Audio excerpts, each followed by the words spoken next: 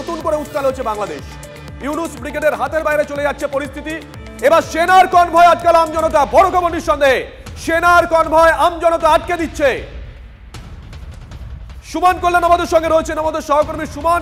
বালুচিস্তানে আমরা দেখেছিলাম পাক সেনার কনভয় সেখানকার মানুষ আটকে দিচ্ছিল, একাধিকবার এই ঘটনা ঘটেছে। কার্যত রিপিট বোধহয় বাংলাদেশের ক্ষেত্রে, ডিটেল নেব।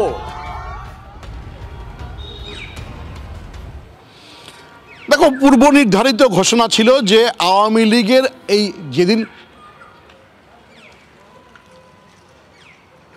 আওয়ামী লীগের আজকে ছিল হরতাল, অর্থাৎ লকডাউন, তারা কিন্তু কল করেছিলেন এবং এই লকডাউনের সময় একের পর এক ভয়ঙ্কর দৃশ্য কিন্তু সব জায়গায় উঠে এসছে।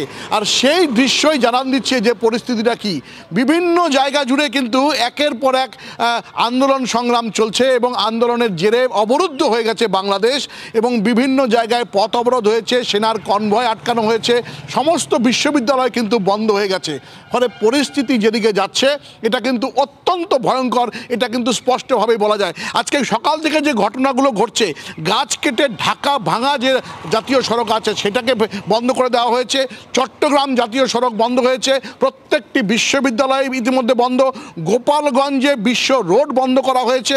যে মামলার আজকে রায়দান ছিল শেখ হাসিনার বিরুদ্ধে সেটি আজকে স্থগিত রাখা হয়েছে, আগামী 17 তারিখ তার শুনানি হবে।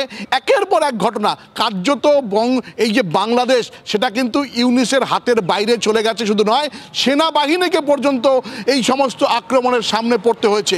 যে সেনাবাহিনীকে বাংলাদেশের সবাই অত্যন্ত শ্রদ্ধা করে, আজকে কিন্তু দেখা গেছে বেশ কিছু জায়গায় সেনাবাহিনীর কনভয় তারা সেগুলো আটকা পড়েছে এবং পরবর্তীতে যদিও সেগুলোকে ছেড়ে দেওয়া হয়েছে, পরিস্থিতি কিন্তু অত্যন্ত অগ্নিগর্ভ এই মুহূর্তে বাংলাদেশের, এটা কিন্তু বলাই যায়।